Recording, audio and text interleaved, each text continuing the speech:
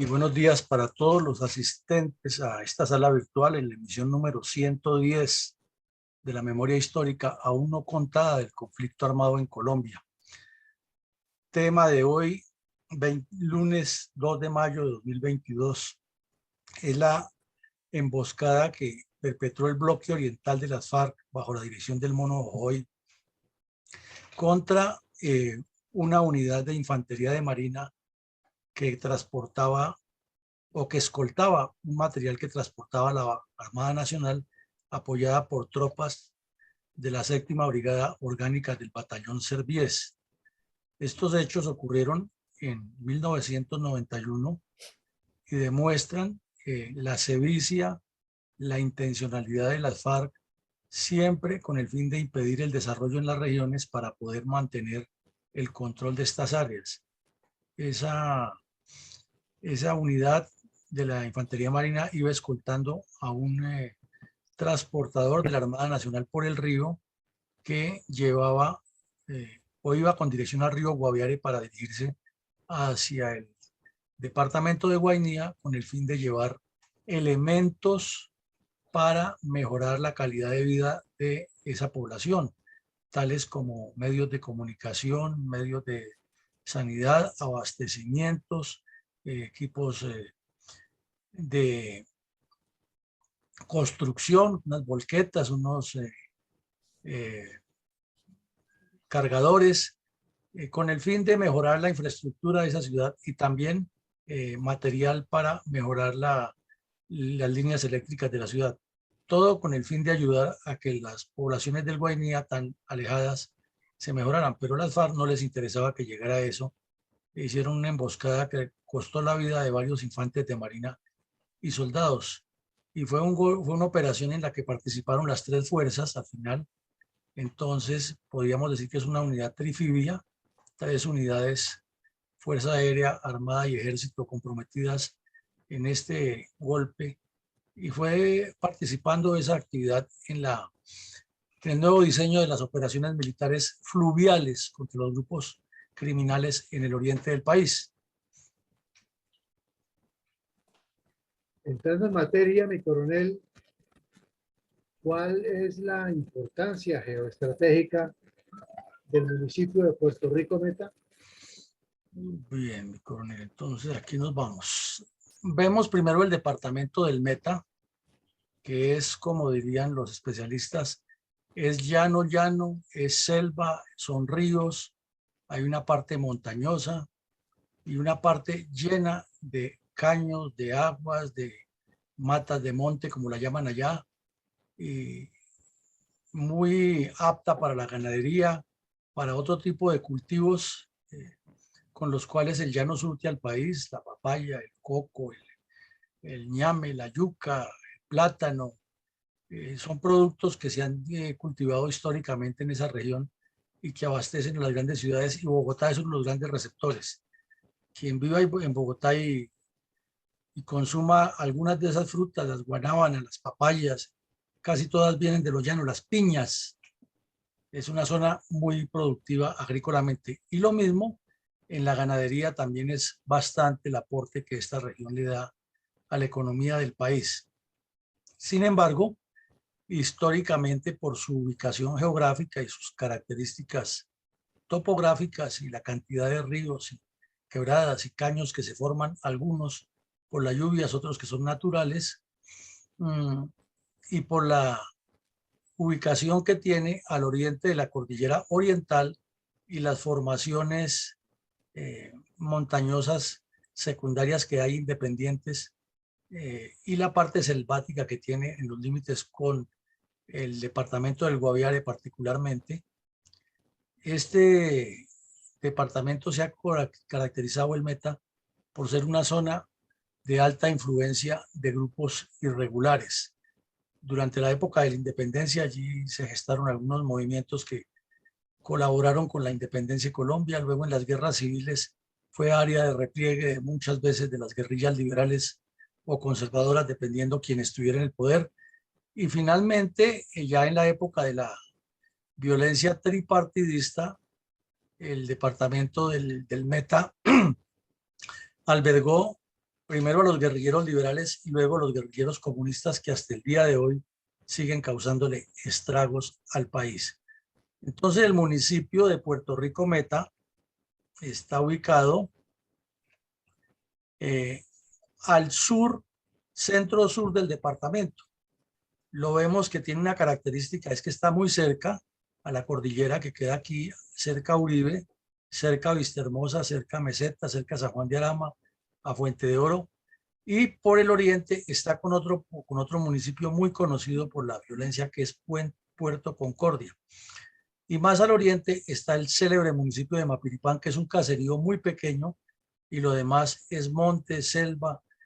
Desafortunadamente, entre más se avance al oriente de este hermoso departamento, que va a limitar ya con otros departamentos muy importantes como Bichada y llega hasta Arauca, y al sur por el Baupés, por el Guainía, corrijo, o al suroriente, y al sur con el Guaviare, este departamento es muy utilizado por los narcotraficantes para cultivar coca hacia el oriente. Por eso cuando ocurrió la famosa masacre de Mapiripán, allí casi todos los habitantes estaban metidos en el negocio de la coca. De remate, pues está por el río, por el norte con el río Meta y por el sur con el río Guaviare.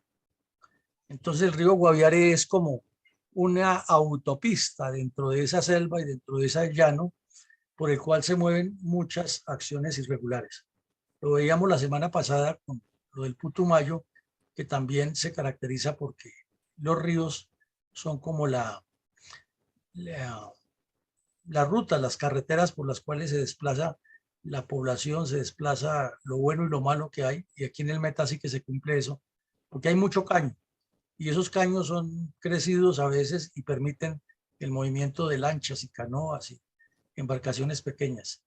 Y en el municipio de Puerto Rico está lo que se llama el área del Ariari, y el Ariari es un río que entre más avanza hacia el sur es mucho más caudaloso y va a desembocar en el río Guaviare, formando una de las regiones más ricas y más con más capacidad hidrográfica del país. Pero está muy cerca de Vistahermosa, que ya comienza a ser más montañoso, cerca de la Macarena, y no está tan lejos de la formación independiente de la Macarena. Entonces, esto fue zona de tiro fijo inicialmente, lo veíamos cuando se cruzó para Uribe, aquí del lado del Pato, y organizó la expansión de las guerrillas hacia los llanos, y del Mono Jojoy, que toda su actividad criminal siempre la mantuvo en esta región con desplazamientos al Caquetá o hacia el norte a Cundinamarca. Es una zona que tiene un valor geoestratégico impresionante. Vemos que limita con Cundinamarca, limita con el Meta, limita con el Caquetá, limita con el Guaviare, con Bichada, con Puerto Inir, con el Baupés, y también limita con Arauca y en otra parte con Boyacá. Es un departamento de una ubicación geoestratégica importante y de una proyección importante para el país. Entonces, como vemos, el municipio de Puerto Rico está ubicado en un área muy determinante en todo este proceso de formación de grupos terroristas, de narcotráfico y, desde luego, para reclutamiento de las FARC. Y su área rural muy boscosa le permite que esto ocurra y que se multiplique la guerrilla de las FARC por tantos años en esa región. Mi coronel, ¿cuáles son las características geopolíticas del área rural del municipio de Puerto Rico y en particular el de Barranco Colorado, sitio donde ocurrieron los hechos relacionados con la emboscada de la coordinadora guerrillera Simón Bolívar el 19 de junio de 1991 contra tropas mixtas del batallón Serviés y la infantería de Marín? Bueno, mi coronel, para llegar allá, entonces vamos un método deductivo de lo general a lo particular. Miramos el mapa de Colombia, está el departamento del Meta, como lo veíamos aquí, muy bien ubicado estratégicamente, es que es el centro del país realmente. el departamento del Meta, y llega hasta el sur, y como decíamos, se une con, o toca Caquetá, toca Guaviare, toca Bichada, queda muy cerca del Mitú, del Guainía, corrijo, tampoco es tan lejos del Mitú, de Baupés, pues, del departamento, y tampoco resulta lejos de la selva amazónica. Realmente no es sino atravesar el Caquetá por los llanos del Yarí y está en la selva amazónica. Lo que pasa es que por la costumbre nuestra de ver todo tan lejos, se nos hace distante, pero para guerrillas móviles y para grupos que están haciendo delincuencia, pues es una zona apta para formar lo que se llamó la retaguardia estratégica de las FARC. Y vemos entonces que aquí a la izquierda, este es un municipio, o esta es una de las calles del municipio, de una foto no tan antigua, que como hemos dicho, eso no tiene perdón de Dios, porque el municipio está pegado al río Ariari, que es una vertiente por la cual se mueve la economía legal e ilegal de la región, y que es un caserío que está muy cercano allá, con una región o una zona muy verde, muy llena de árboles, con muchos cursos de agua, o sea que es una zona muy cultivable porque el Ariari tiene fama. El Ariari, los cultivos de todo lo que se produzca allá son de la mejor calidad. Prueba de eso son los plátanos verdes que traen del Ariari a Bogotá, que son gigantes. El maíz, bueno, todo lo que produce la región es impresionante. Y muy cerca hay región petrolera, entonces no se justifica que un departamento que recibe muchos recursos como el Meta tenga tanto abandono por la corrupción que es eterna ya. Es uno de los departamentos más corruptos que hay en Colombia, los dirigentes políticos. Y mucho compadrazgo y mucho gamonal, porque en todos estos pueblos, Puerto Rico no es la excepción, están los gamonales, los que ponen los alcaldes y mantienen estos pueblos así. Es increíble que un municipio pegado a la orilla de un río, que si se mira en Europa o en Estados Unidos, esos puertos fluviales son turísticos, son de un desarrollo impresionante. Y aquí pudiendo desarrollar todo eso, todavía quedados en las casas de lata y de madera y la pobreza, con semejante riqueza al lado. Es increíble. Entonces, eso para decir que es el municipio de Puerto Rico. Y vemos aquí también otro mapa que nos muestra cómo el río Ariari atraviesa, viene desde el páramo de Sumapaz, uniéndose con otros riachuelos, se va creciendo, y al llegar aquí a unirse con el río Guaviare, que ya es de mucho más envergadura y pueden moverse embarcaciones de mayor calado, aquí esta zona es bastante navegable y está el municipio de Puerto Rico. Y se llama Puerto Rico porque quien lo creó era un señor de apellido Rico, quien lo hizo volver municipio. Antes se llamaba Puerto Yuca, por la calidad de la yuca que sale allá en esa región.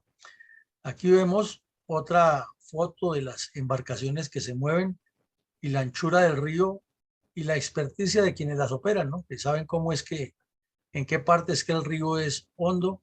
Estas fotos son más modernas, pero antes existían esa especie de ferries mucho más artesanales para la época en que ocurrieron los hechos, pero es el mismo sistema porque ha sido por la iniciativa privada de inversionistas y la misma guerrilla que ha manejado todo eso, más no porque el Estado tenga un proyecto claro de desarrollo de esa región. Ahí vemos la muestra que les decía.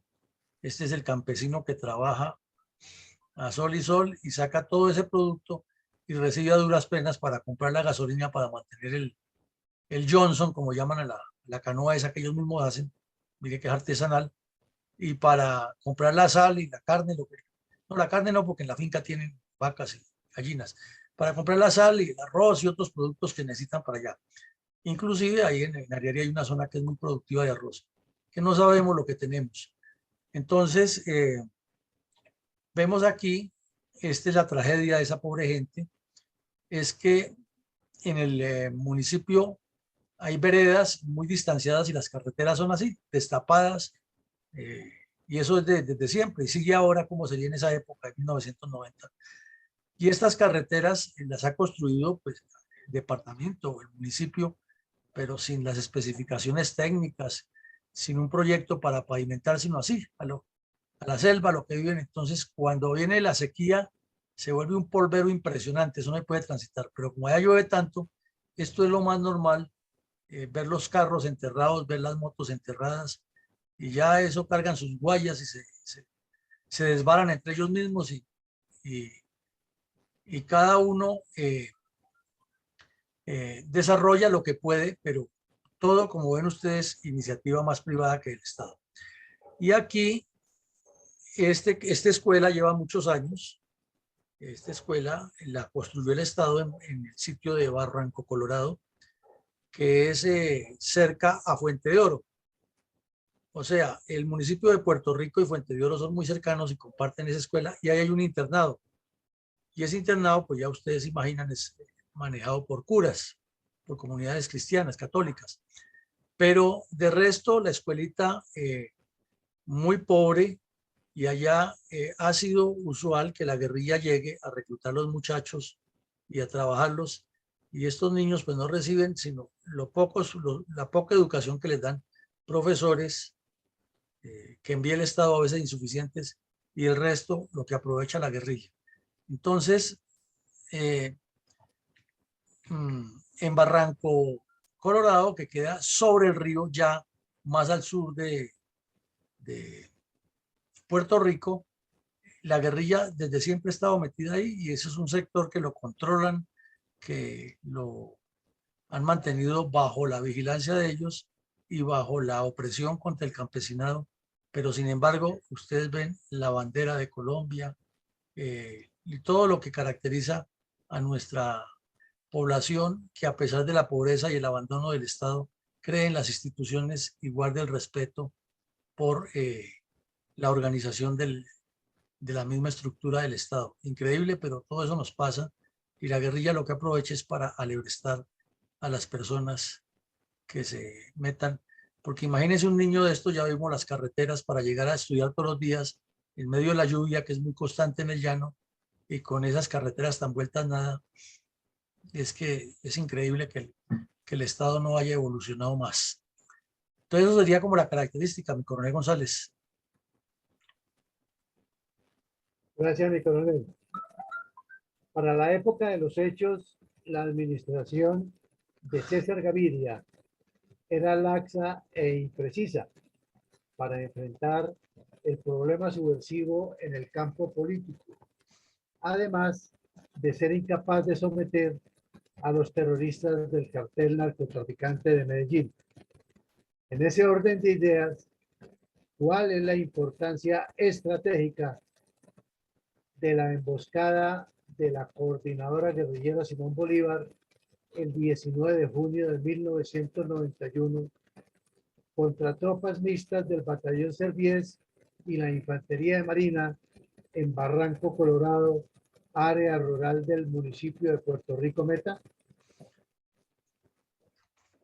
Estamos hablando que esta emboscada ocurre el 19 de junio de 1991, más o menos por los mismos días en que se inició la Asamblea Constituyente, más o menos por los mismos días en que César Gaviria, haciéndole caso a las FARC y al M-19, cambió el ministro de Defensa militar y puso a un civil, a Rafael Pardo Rueda.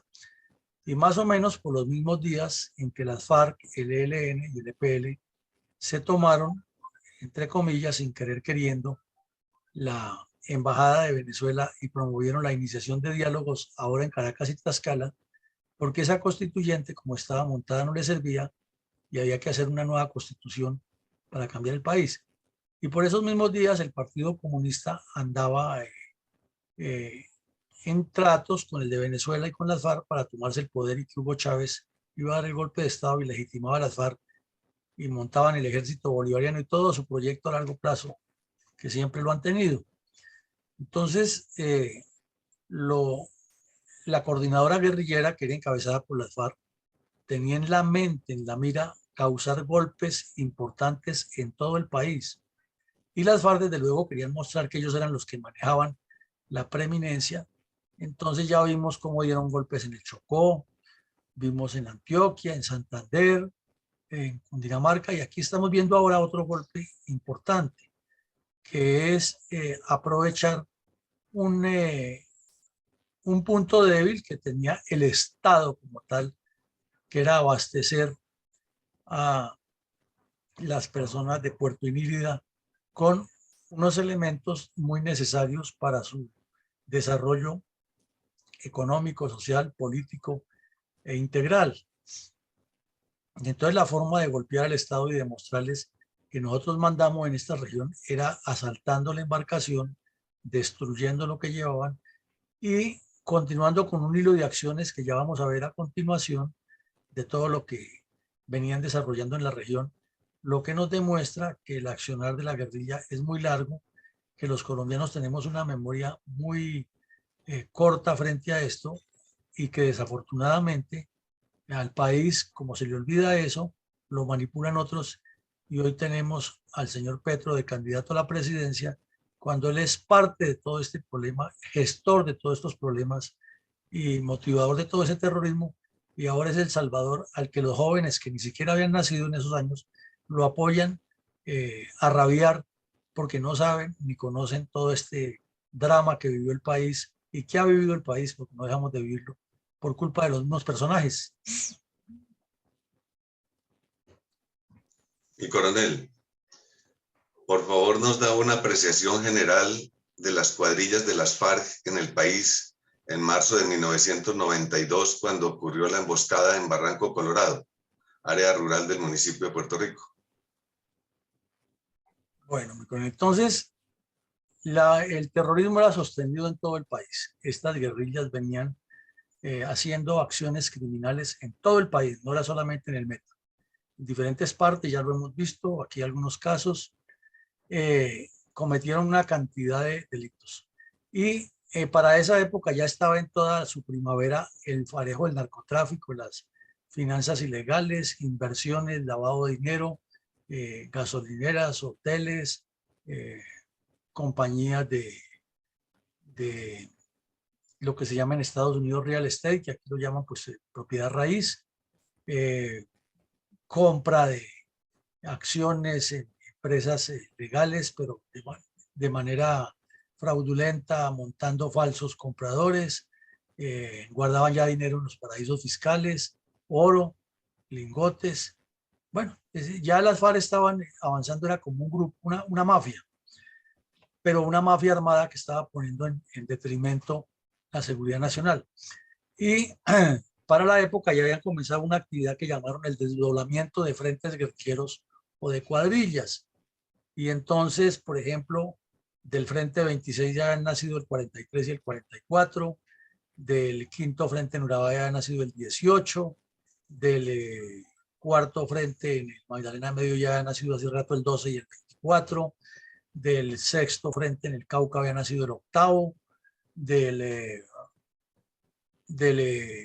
Frente 19 de las FARC, que ya había crecido un poco, estaban haciendo el 59, y así en todas partes del país había un crecimiento guerrillero importante por el desdoblamiento de cuadrillas, obedeciendo a un plan estratégico y a las 30 ciudades que ellos determinaron como objetivo. Tenían, lo hemos dicho en otros eventos, unos nexos muy claros con Pablo Escobar y las Esmeraldas. Lo vimos aquí claro cuando analizamos la primera parte del narcotráfico y las FARC, que progresivamente les fue subiendo las cuotas y las FARC también fueron asumiendo parte del negocio hasta que hoy son un cartel más. Tenía un reclutamiento de menores con énfasis en el Meta para formar grupos de jóvenes guerrilleros enviados a otras estructuras a complementar el pie de fuerza o a abrir frentes. Uno de los más acuciosos en esta tarea de reclutar menores y violarlos a todos, porque todos los que llegaban allá los violaba, fue el señor Pablo Catatumbo, que ahora es honorable senador de la República. Su verdadero nombre es Jorge Torres Victoria.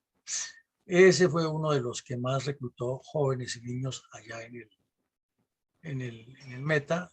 Recordamos que aquí analizamos el caso de Marisela Narváez, que contó toda su tragedia al lado de Catatumbo.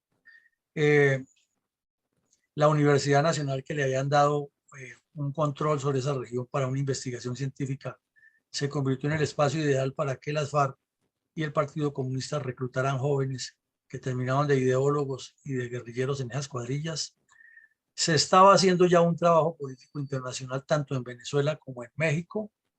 Las FARC tenían oficina en México y tenían también una buena recepción en Venezuela y una multiplicación de sus ideas allá dentro del Partido Comunista, que después lo llamaron Partido Socialista Bolivariano o Partido Unido Socialista Bolivariano, el PUSB.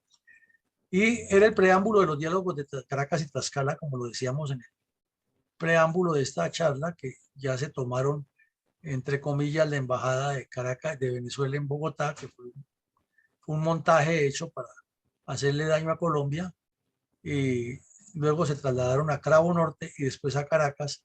Debido al fallido golpe de Chávez, tuvieron que irse para Tlaxcala, donde no funcionó eso para nada, pero era un show que se estaban dando en el exterior. Y recordamos el espectáculo que se armó con la avenida de Alfonso Cano a Colombia, que tocaba desocuparle todo el país para que el señor entrara, porque si no, era que el ejército lo iba a matar. Y como 4 zonas en distintas partes del país, con unas coordenadas distintas, todas unas zonas amplísimas, despejadas, para que pudiera llegar el señor Cano únicamente a una consulta con tiro fijo. Y además de eso, el señor Humberto de la Calle arrodillaba ante los bandidos en Tlaxcala y en Caracas, dándoles publicidad. Y luego, unos 20 años después, llegó el señor Juan Manuel Santos y lo revivió y lo volvió a poner a que se terminara de arrodillar en Cuba ante ellos. Entonces, la historia hay que contarla completa, de dónde viene el origen de los problemas y cómo nos ha pasado. Entonces, eso sería como una característica general de lo que estaba ocurriendo en esa época, mi coronel. Gracias, mi coronel. ¿Cuáles fueron las actividades más recientes a la emboscada de la coordinadora guerrillera Simón Bolívar el 19 de junio de 1991 contra tropas mixtas del batallón Serviés y la Infantería de Marina en Barranco Colorado, área rural del municipio de Puerto Rico, Meta? Bueno, entonces el primer antecedente es que más o menos 5 meses antes ya la cuadrilla 43 de las FARC y la 26, ahí estaba Pablo Catatumbo dirigiendo eso, hicieron una emboscada a una unidad de infantería marina que estaba patrullando en el río Ariari. Y en la reacción, los soldados, los infantes de marina desembarcaron y los guerrilleros salieron huyendo, pero capturaron a una muchacha que era guerrillera y ella contó todo lo que estaban haciendo, de quién se trataba, y pues le decomisaron su fusil y lo que tenía ahí, material. Pero al poco tiempo después, sobre el río Guaviare, un remolcador que se llamaba Inírida de la Armada Nacional, que no era una unidad de combate, sino encargada desde que se hizo el Plan Lazo por las fuerzas militares de llevarle a esas regiones del país desarrollo, puerto a puerto, caserío a caserío, iban llevando como si fuera un bus grande, una chiva grande, desembarcando cosas, subiéndolas y de regreso también trayendo, o sea, algo necesarísimo para desarrollar esa región, para esa gente. Pues las FARC interceptaron ese remolcador, que en ese tiempo no andaba escoltado porque se suponía que era como los aviones de Satena, no eran aviones de combate, ni más faltaba, sino era acción para la comunidad. Lo incendiaron, lo destruyeron. Y esto, pues, si no lo contamos, nosotros aquí lo revivimos, al país se le olvida. Y ahora el honorable senador Pablo Catatumbo, que era el que ordenaba eso, es una santa paloma y no tiene nada que ver con el crimen que se ha cometido en el país. ¿Cuántas personas perdieron posibilidades de apoyos médicos, de apoyos para las escuelitas rurales, o que llegaran las herramientas, o que llegaran los equipos o las motobombas y los equipos pequeños, las plantas eléctricas, porque las FARC los destruyeron allá? Pero eso al país se le olvida y están tapados en dinero y no los hacen pagar todos esos daños, porque es que la JEP tiene como misiones encontrar que hubo 2 culpables, que eran el Estado y ellos, y el Estado los militares, y hay que sancionar a los militares y a ellos perdonarlos, porque pobrecitos estaban luchando contra la injusticia, cuando aquí lo que vemos que estaban destruyendo el país. En esos días hicieron también un ataque terrorista en San José de Guaviare, asesinaron a 2 policías, le robaron las armas y demostraron que estaban en su actividad, fuera de los asesinatos que cometían a cada rato contra los campesinos, que son larguísimos de contar. Un puesto militar que había en la carpa también fue hostigado, no pasó, no hubo muertos de ningún lado, pero hubo un hostigamiento y eso es parte de lo que va sumando. Y también hubo un asalto a Puerto Concordia, asesinaron a 2 policías, le robaron las armas y ahí también murieron 2 guerrilleros. Fue un combate fuerte. Y hubo un ataque a la subestación de policía de Puerto Rico, ya en la salida hacia el río Guaviare, y también ahí asesinaron a un par de policías. Recordemos que aquí vinieron unas señoras y nos contaron de asesinatos posteriores de sus esposos, policías allá en Puerto Rico Meta. Ese ha sido un municipio muy azotado por la guerrilla, por la ventaja que tienen los bandidos de asaltar, moverse rápido en lanchas, esconderse en el monte, y que el río y los caños que hay ahí se prestan para diverger o para regarse por el área, hacer una dispersión transitoria muy rápida. Entonces vino un programa grande del gobierno nacional para apoyar a Puerto Inírida, pero la carga era muy grande, no se podía mover en aviones o no había la suficiente capacidad en ese momento. Entonces se optó porque la Armada Nacional hiciera ese traslado de ese material, incluía varias volquetas, incluía cargadores, incluía herramientas y otros equipos que no era tan fácil llevar en aviones. Entonces, y por los costos, pues se decidió que lo hiciera la Armada. Entonces entró en un proyecto, una operación grande que había que escoltar eso con tropas de infantería marina que no eran suficientes, con tropas del ejército y con un patrullaje aéreo esporádico, porque no había los medios tampoco. Es que estamos hablando de 1991, cuando no había aviación del ejército, cuando la Fuerza Aérea estaba muy limitada, tanto en equipos como en presupuesto para hacer todos esos recorridos. Había otras prioridades. Estaba Pablo Escobar con el país patas arriba en el centro del país. Entonces, lo principal del esfuerzo estaba allá. El presidente Gaviria estaba en su autopublicidad de la paz. De hecho, se juntaban muchos problemas al tiempo. Y se recibió esa solicitud, se hizo un procedimiento de comando muy bien hecho. La Armada, por la misma cantidad de material y mientras llegaba, cambió la fecha, pero eso fue afectando porque ahí donde en los embarcaderos estaba todo el material y ya era un hecho avisado completamente y en la región se sabía que estaba pendiente de salir ese carguero o ese remolcador lleno de material. Entonces la idea de la guerrilla, pues naturalmente era impedirlo y asesinar a los soldados y a los infantes de marina para robarles el material, y si podían destruir todo eso, mejor. Entonces, el material de guerra de los soldados, ¿no? Y luego, pues había una información también reiterada de que las FARC estaban preparando una emboscada a esa unidad. Entonces, estos son los últimos 4 o 5 meses antes de que ocurriera ese hecho, que se van sumando estos y muchos hechos más, porque hay asesinato de civiles, hay secuestros, hay robo de ganado, hay extorsiones, hay ya más información concreta de relación con el narcotráfico en Fuente de Oro y los demás municipios. Hay informaciones de presencia de grupos grandes. El Mono Jojoy ya salía de vez en cuando por ahí en los medios a anunciar terrorismo. Hablaban de que había que hacer los diálogos. Bueno, estábamos en esa etapa que ha sido como la repetición de la repetidera en el país. Y coronel, ¿cómo ocurrieron los hechos del ataque de los bandoleros en el municipio de Puerto Concordia a las naves de la Armada Nacional? Bueno, entonces, después de cargar todo eso, de hacer todo ese cargue de ese material, pues se montó el dispositivo, pero es que todo era como la luz del sol, y recordemos que es que no lo podían ocultar, ¿no? Porque en un puerto, ¿cómo hace para ocultar lo que están haciendo si la gente se da cuenta? Entonces se tomó el dispositivo, pero por radios, radioteléfonos, que siempre fueron muy efectivos en esa región. La guerrilla tenía comunicación, entonces sabía exactamente cómo se movía. Y finalmente el 19 de mayo, de junio, perdón, de 1991, se inicia el ejercicio, el SART, y sale todo ese cargamento, ese remolcador taqueado de cosas, porque entre más se podía llevar elementos de primera necesidad, por ejemplo, para la alimentación, aceite, resinas, sal, víveres frescos, enlatados, todo eso que necesita por allá esa región del Ariari, del Inírida, que no la tiene, había que embarcar la mayor cantidad.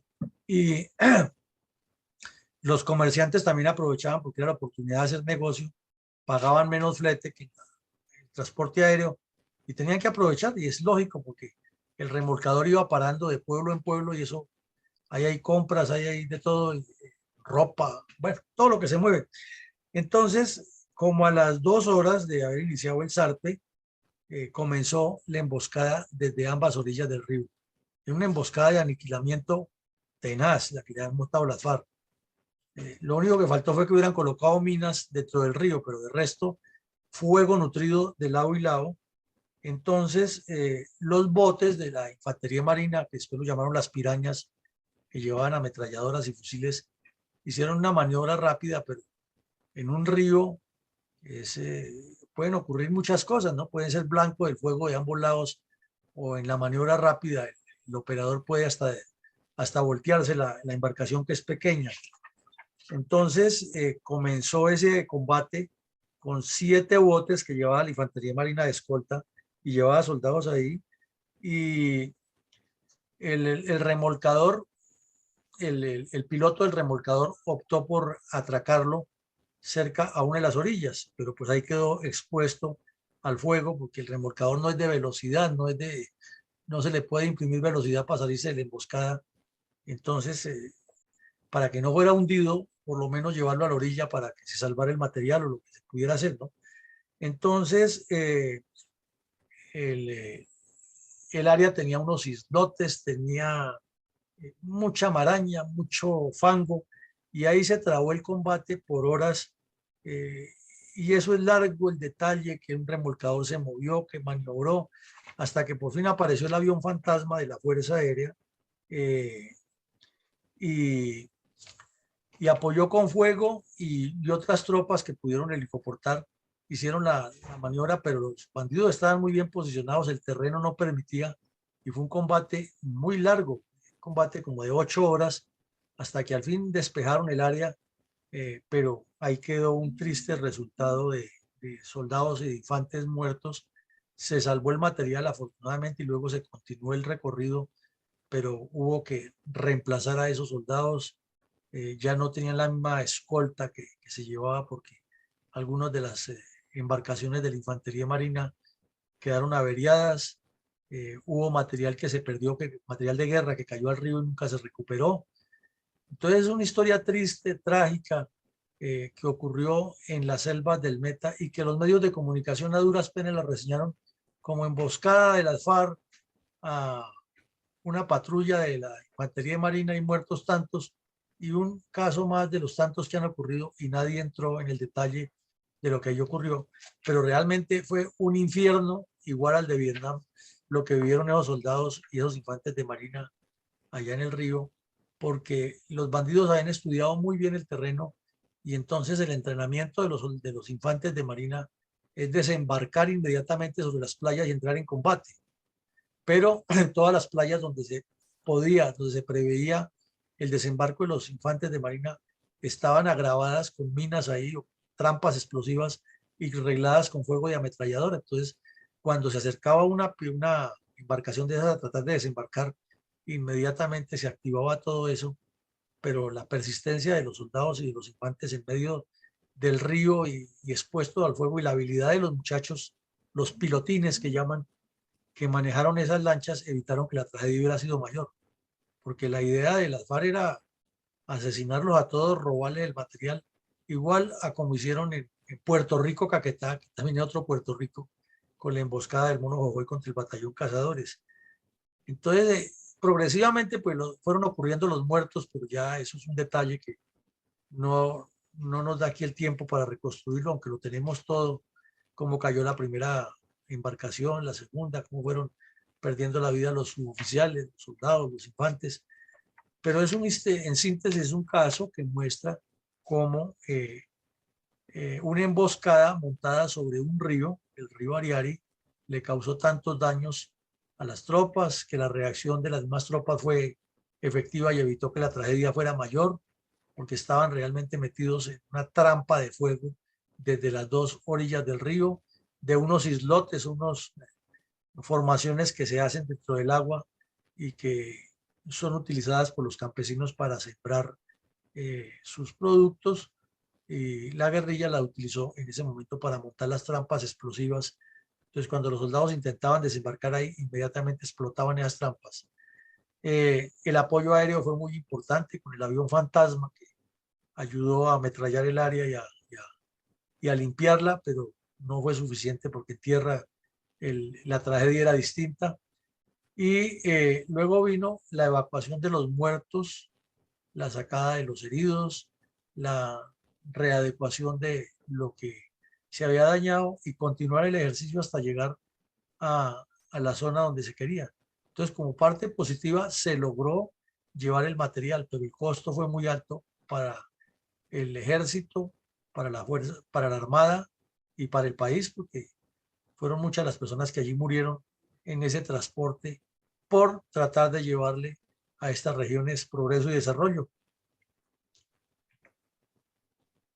¿Cómo se cuantifican las estadísticas y resultados de la criminal emboscada de la coordinadora guerrillera Simón Bolívar el 19 de junio de 1991 contra tropas mixtas del batallón C-10 y la Infantería de Marina en Barranco, Colorado, área rural del municipio de Puerto Rico, Meta? Bueno, mi coronel, muertos 8 militares, de ellos un oficial, un suboficial y un soldado del ejército, y un oficial, un suboficial y unos infantes de marina de la Armada Nacional. 18 heridos entre soldados e infantes de marina. Y los bandidos se alcanzaron a robar una ametralladora M60 que estaba recién traída al país, un lanzagranadas también que eran muy buenos, son muy buenos, de muy buena calidad, los MGL tipo revólver que llaman, y varios fusiles Galil, que era el arma que estaba estrenando el ejército y el ejército para las operaciones de contraguerrillas. Se robaron varios, pero también hubo varios fusiles que se perdieron porque una de las lanchas zozobró y se cayó al río, inclusive soldados que murieron heridos, estaban heridos y murieron ahogados mejor. Y se perdió material también que subió ahí, pero desde luego el resultado más impactante fue el impacto psicológico a favor de la coordinadora guerrillera en toda la región. Un grupo que golpea por sorpresa, que es capaz de asesinar tantos soldados y que llegan exhibiendo los trofeos de guerra que se robaron, los fusiles y contando, desde luego agregándole más de lo que es, pues causa impacto entre el campesinado y en medio de su ignorancia pensarán que son los que van ganando la guerra. Entonces esos son, en resumen, los resultados de ese fatal y fatídico día de esa criminal emboscada. Mi coronel, ¿cuáles considera que son las consecuencias a mediano y largo plazo derivadas de esta emboscada a las tropas en Puerto Rico? Tenemos que, para ese tiempo ya habían iniciado la campaña de los 500 años de América de la coordinadora guerrillera Simón Bolívar y los diálogos en Tlaxcala, y todo les cuadró perfecto porque llegaban fuertes a la mesa, demostraban estar en contra de la constituyente que se estaba haciendo solamente con el M19 y el EPL, demostraban su, entre comillas, rebeldía de que aquí se hace lo que nosotros queremos y no lo que ustedes dicen. Eso nos importa un pepino, esa constituyente. Nosotros queremos una constituyente, entre comillas, mejor, que es la que nos entregue el país, y vamos a llegar a celebrar los 500 años de América en el poder las guerrillas, en el poder el señor Chávez en Venezuela, y ya esto va a cambiar completamente. Ese era el plan de ese momento. Que no les cuadró es otra cosa, pero así lo hicieron y esa es la manera que demostraban que querían el poder. Obviamente, este ataque perpetrado por las FARC era como un estímulo para las demás guerrillas, que se podían hacer ataques terroristas demoledores, que había que tener era la convicción de que se podría, la buena inteligencia, en el sentido de ellos, de tener una información muy concreta y explotar todas esas debilidades del Estado sin importar si era armada, fuerza aérea, ejército o policía. Había que golpear al Estado donde se diera y no importar la misión que se estaba cumpliendo. Lo importante era demostrar que las FARC son superiores, que las FARC son la cabeza de la coordinadora guerrillera y que las FARC van a llevar la iniciativa y hay que seguir a las FARC porque es la que va a cambiar el poder. Recordemos los audios que publicaba en ese tiempo el Mono Jojoy, que eran groseros, grotescos, irrespetuosos, y decía, y si son soldados profesionales, denles más duro para que les duela más. Fue lógicamente un durísimo golpe contra el ejército y la infantería de marina, que habían trabajado en varias partes del país de manera coordinada, pero nunca han tenido que enfrentar de manera conjunta un hecho tan atroz y tan intenso, porque realmente fue un combate de 3 fuerzas contra la guerrilla ese día: Fuerza Aérea, Ejército, Infantería Marina, y eso no se ha presentado hasta el momento en el país. Ya había ocurrido el hecho allá en Buenaventura, donde vimos en la parte de Valía, Málaga, pero había sido un refuerzo posterior a. Aquí fue en vivo y en directo y también le dispararon con ametralladoras al avión fantasma y a los helicópteros que llevaron tropas. Y un combate intenso. Y ya lo dijimos, un golpe psicológico tanto regional como nacional a favor de la coordinadora guerrillera Simón Bolívar, que actuaba en los 3 grupos, ELN, FARC y EPL, pero allí solamente FARC, porque no había ninguno más de los otros 2. Una afectación psicológica a las tropas de las fuerzas militares. Aquí no fue solamente al ejército, porque un golpe recién pasado, no han ocurrido muchos días, no han transcurrido muchos días de ocurrido el golpe que vimos en Bahía Málaga y ahora este otro contra la infantería de marina. Entonces eso pues obviamente obligaba a hacer unos replanteamientos y a entender que la guerra era con todos y que en un momento los iban a golpear. Hubo un impacto mediático en la población civil, claro, porque todo el país lo vio, en las fotos, en los videos, y lo que llegaban los periodistas, los testimonios de los sobrevivientes y lógico las entrevistas a los bandidos que salían pavoneándose diciendo es que nosotros queremos la paz, si no el gobierno no cede, van a ocurrir muchas veces estos hechos y al mismo tiempo los jóvenes de la séptima papeleta con el cuento de que hay que cambiar la constitución para que esto cambiara y los entrevistaban y se volvieron muy mediáticos y todos tomaban este mismo tema, igual que ahora con el cuento de los bombardeos a los campamentos y que los niños son los que están allá. ¿Cuáles niños están armados con fusil y matando gente? Son bandidos. Pero esto le dan la vuelta y lo manejan de esa manera y se convierte en un problema tanto para el Estado como para las fuerzas militares. Lo hemos dicho siempre, eso ha sido un estímulo a los Álvaro Leiva Durán y a todos esos funcionarios o esos oportunistas de la política y la paz para llenarse de dinero y aparentar ante el país que son los que resuelven el problema. Fue una época en la que ululaban los pacifistas y los críticos a las fuerzas militares y los defensores de derechos humanos que siempre defienden los derechos humanos de los comunistas, pero nunca defienden los derechos humanos de la población víctima de la violencia de las FARC o del ELN o los de las fuerzas militares y la policía. Eso no son derechos humanos.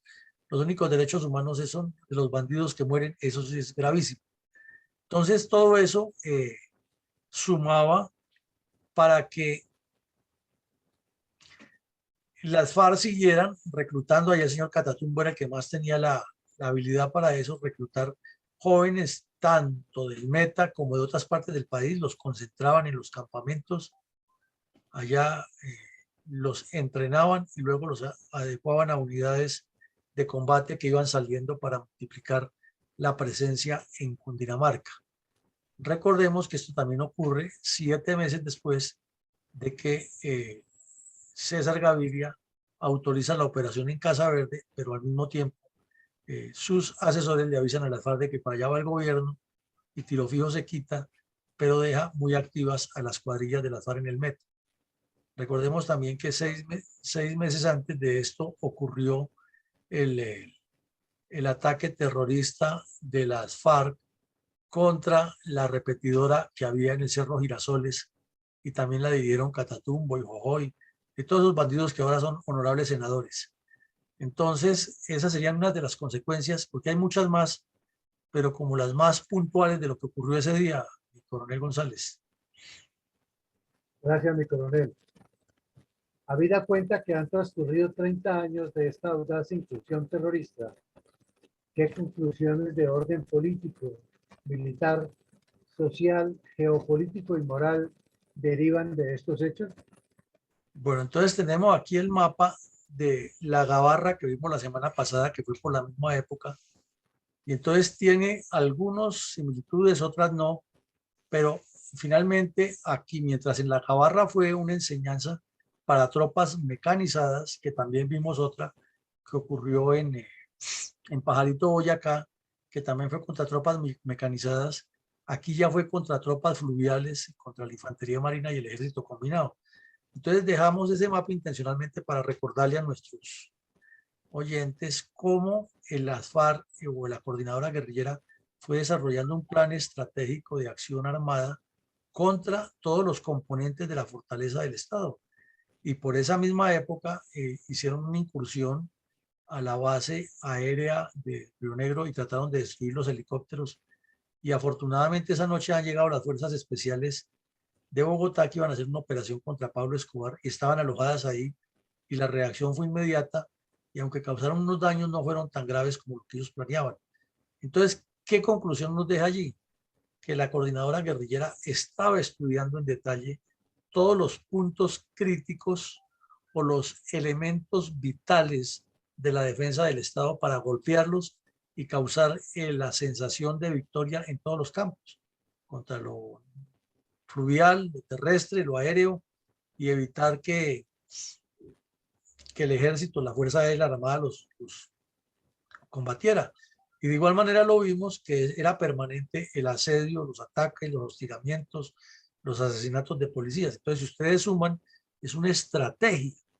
No es que la situación se descompuso, como dicen los periodistas y esos analistas que llevan en la televisión a que digan lo divino y lo humano del conflicto, sino que todo obedece a un planeamiento, a un pensamiento nefasto de destruirle el poder militar al Estado. Entonces todo eso sirvió para replanteamientos, se mejoraron algunas cosas de operaciones conjuntas, se mejoraron algunos procedimientos, pero fue la dinámica de esa guerra la que fue obligando al Estado a reaccionar y a las fuerzas militares con otra metodología que no existía, y que la amenaza era real contra todos. En el campo social, pues queda demostrado una vez más que es que el Estado ha sido insuficiente. Ahí veíamos la pobreza de ese municipio, Puerto Rico, que su nombre indicaría que es una belleza natural, y lo es, y que los recursos fluirían porque lo que se produce allá es impresionante, pero un departamento petrolero como es el Meta, y con un pueblo que queda a orillas de un río, un puerto importante, fluvial, que une a todo el centro oriente del país, con las calles todavía sin pavimentar. Y suponemos que los alcantarillados no existen, o que el vertedero de aguas negras es allá al mismo lado donde los pescadores pescan. Bueno, todo lo malo que tiene, y todavía debe haber mucha letrina porque no hay abastecimiento de agua, ni el servicio eléctrico debe ser como toca, y los niños en Barranco Colorado viajando por esas trochas todos mojados a recibir clase, lo que, lo que caracteriza nuestro campo y nuestro abandono. Entonces, en el campo social, la guerrilla encuentra asidero en eso, pero naturalmente la solución no es que los jóvenes se armen y se conviertan en asesinos y criminales. ¿Dónde estaría? Es un trabajo mucho más complejo. En la parte política, sí nos enfocamos hoy la corrupción. Es que el departamento del Meta es como el campeón de corrupción en toda esa región. Es histórico. Allá no, no ha habido un solo dirigente político que no tenga fama de corrupto. Es un departamento que está muy marcado, como lo es La Guajira, como es el Chocó, como es el Boyacá, pero el departamento del Meta les gana, es campeón. Entonces, increíble que con tanta belleza al occidente del departamento, con toda esa probabilidad que tiene, y al oriente, como lo vimos aquí, con esa selva exuberante y esos llanos aptos para la ganadería, y esa estrella fluvial que forma ahí el Ariárido, y el límite que tiene al sur con el río Guaviare, es increíble que no haya unas políticas mejores, ni nacionales, ni departamentales, ni locales, sino que todos enfocados en la misma corruptela y la gente en ese atraso que vemos y que sigue vigente. Por eso la guerrilla encuentra tanto asidero y tanta posibilidad de cultivar coca. O sea que el problema también del narcotráfico es la misma, eh, como lo han dicho muchos, la incidencia de la pobreza y la violencia. Y en el campo geopolítico, pues no es sino atar los tres anteriores y ver que una región ubicada en un sector que es el centro del país, que tiene acceso a la selva amazónica, a la selva de la Orinoquía, al oriente del país, a Venezuela, a Brasil, a las riquezas mineras, a la petrolera, a la riqueza hídrica, a la riqueza pesquera que se puede sacar de esos ríos, a las selvas del Yaguí y del Caquetá, que eso es hermosísimo y se podría mantener de otra forma como un parque natural. Al occidente, a la Sierra de la Macarena, que es un patrimonio histórico, sobre todo por los petroglifos y por su ubicación y las especies que hay allá. Ese cañón del río Güejar, quienes lo conocemos, eso es impresionantemente bello, pero un riesgo permanente por la presencia de los bandidos, o el caño Cristales, que es otra maravilla de lo que tenemos en Colombia. Todo eso está en esa región y tiene una potencialidad geopolítica olvidada y abandonada por la corrupción y la tragedia en que nos tienen todos los politiqueros que han mal gobernado. Y en el campo moral, pues es que hasta sobra mencionarlo ahí porque ya se sobreentiende con lo anterior, todo lo malo que se ha acumulado en esta región y como ha tenido un país hermoso y lleno de posibilidades y una región tan bella, porque realmente esa región es hermosísima. No más sobrevolándolo en helicóptero es que se queda uno extasiado de ver esos vuelos de esas garzas, esos ríos, ese verde de la sabana, el ganado corriendo cuando siente el ruido del helicóptero, la carrera que pegan, pero son montones de vacas, no una sola. La cantidad de caños que hay, bueno, es que es espectacular eso. Y si aterriza en un pueblo de esos, encontrar esos campesinos sin dientes, flacos, desnutridos, pero creen mucho en Colombia, creen en su país, aman su país. Es increíble esto. Y claro, la guerrilla aprovecha eso para engañarlos y meterlos al terror. Entonces, con esto le doy el paso a mi coronel González, que hoy debe tener, como siempre, temas interesantes de reflexión. Gracias, mi coronel. Pues sí, esa es la verdad de lo increíble que es esa naturaleza que existe en el Meta, porque como usted lo ha dicho, reúne el piedemonte, que es muy fértil, porque durante siglos ha recibido el tributo de los ríos que llevan humus y tierra agrícola, producto de los montes, de las selvas que cubren las montañas.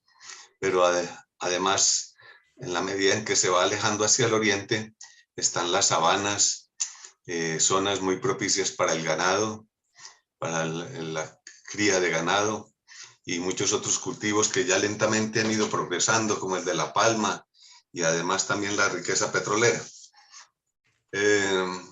Esta operación también nos demuestra un hecho muy importante, y es que tanto que ha pregonado las FARC de que buscan el progreso y el bienestar del pueblo colombiano y de la calidad de vida, y que supuestamente dicen luchar por esos propósitos y esas buenas intenciones, pero hace todo lo contrario. O sea que es perfecta demostración de la mentira que es el comunismo, puesto que este convoy estaba llevando precisamente ayudas para la región alejada del oriente colombiano.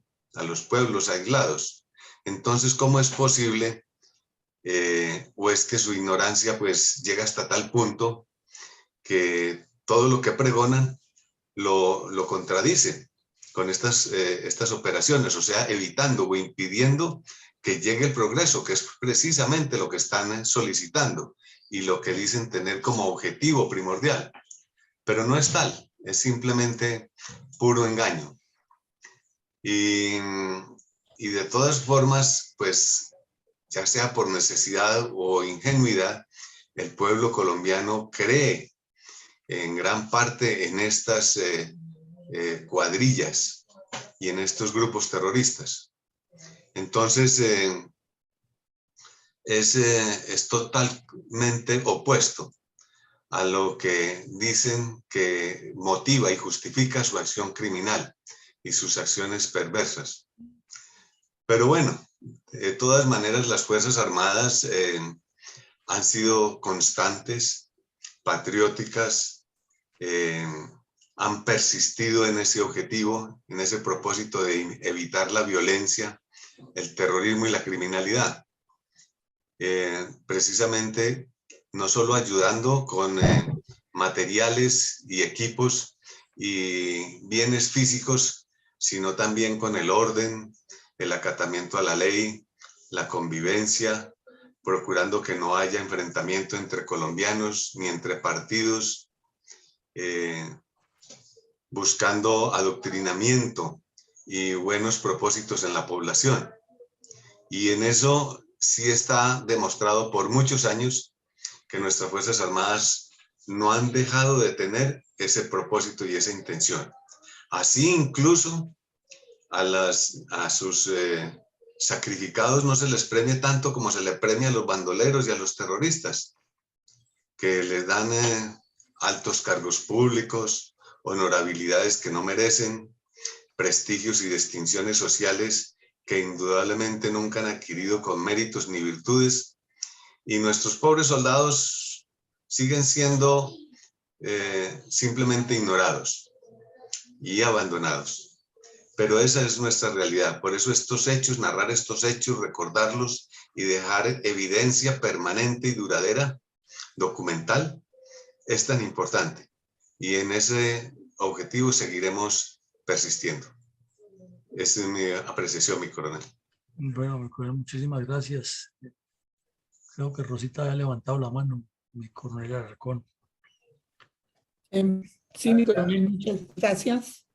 En gran parte, mi coronel González ha respondido una de mis inquietudes, pero tengo otras dos.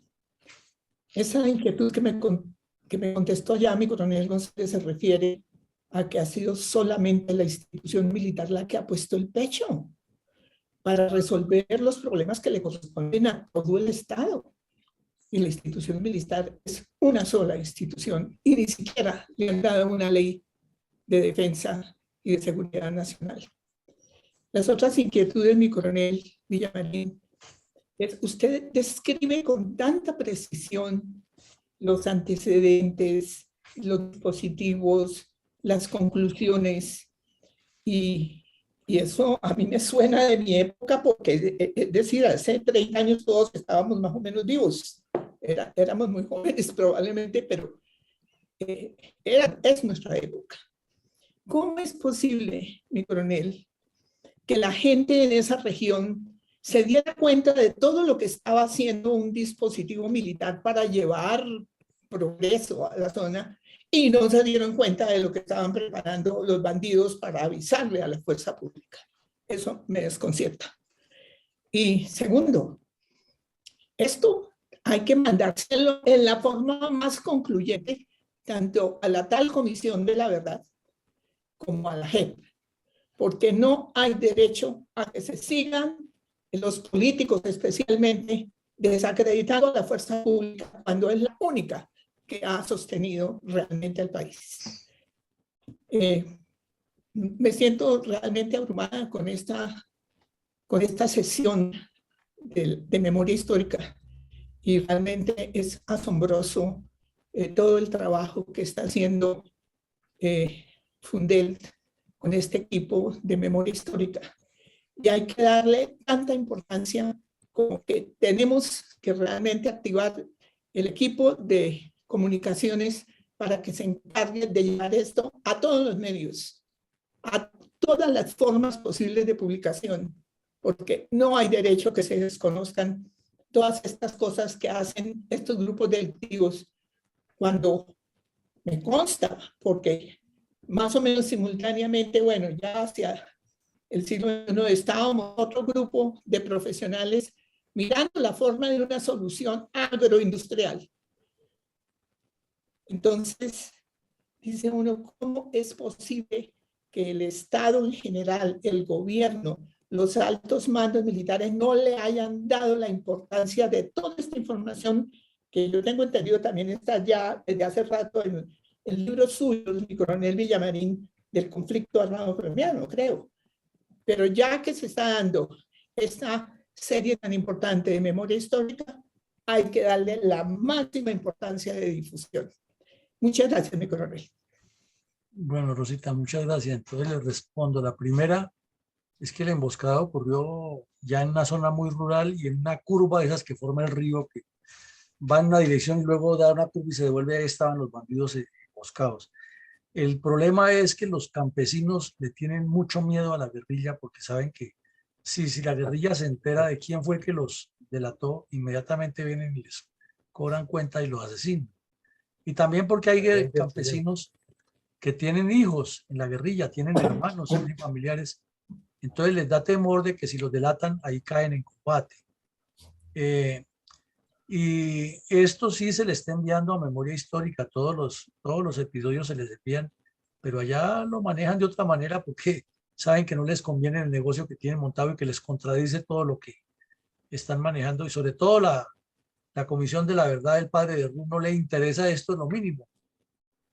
¿Cómo le va a interesar si esto le daña el negocito que tiene una millonada al año para inclusive prolongarla como hizo hace poco?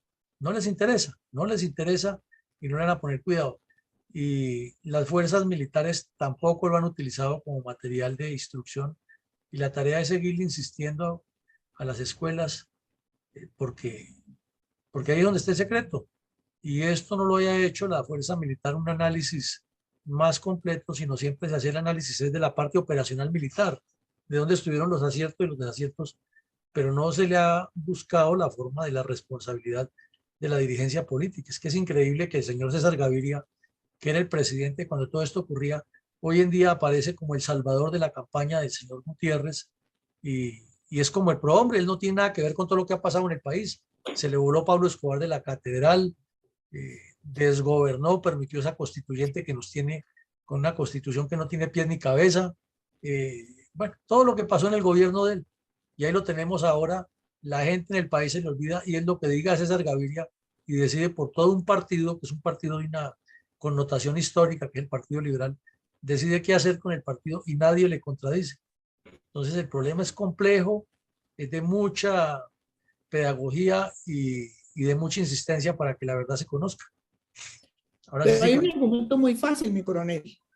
Yo, que llevo yo no sé cuántos años trabajando en evaluación de proyectos, jamás he visto siquiera un resumen de algún proyecto de algún grupo delictivo. Proyectos para beneficio del país. Pero claro, no es que los políticos les han jugado a darles publicidad, entonces eso es como una mala simbiosis ahí de que los bandidos hacen y los otros, en lugar de cuestionarles eso, precisamente lo que hacen es multiplicarles con que hay que hacer la paz y hay que negociar y vamos acá, y porque todo eso les permite darse publicidad política, propaganda. Muchas gracias, mi coronel. Mi coronel Arcón. Coronel, efectivamente, pues sí, eso iba a ayudar en la respuesta para Rosita. En el llano, en todas las partes donde hay campesinado y hay guerrilla, existe la ley del silencio, igual que en las cárceles. Todo el mundo tiene que cuidar su propia vida y la vida de los demás. Así sea que nos escriban dando en la nuca cada pero infortunadamente la situación en el monte es así. Recordaba también que mi coronel apenas nombró las garzas y el ganado cuando pasan los helicópteros. El llano es una zona muy rica en vida animal salvaje.